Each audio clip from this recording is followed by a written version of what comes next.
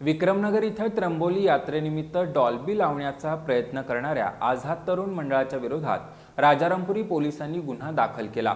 पोलिसांनी डॉल्बी वाहन तसंच अन्य साहित्य जप्त करून संबंधितांना नोटीस बजावल्यात। कोल्हापुरातील विक्रमनगर इथल्या पहिल्या गल्लीतील आझाद तरुण मंडळाच्या वतीनं त्र्यंबोली यात्रेनिमित्त विनापरवाना साऊंड सिस्टीम तसंच डॉल्बी लावण्याचा प्रयत्न केला होता। याबाबतची माहिती कळताच राजारामपुरी पोलीस ठाण्यातील पोलीस हवालदार प्रशांत पांडव आणि साजिद गवंडी यांनी तत्काळ या ठिकाणी धाव घेतली। त्यांनी इथल्या डॉल्बीसह वाहन आणि अन्य साहित्य ताब्यात घेऊन पोलीस ठाण्याजवळ आणलं।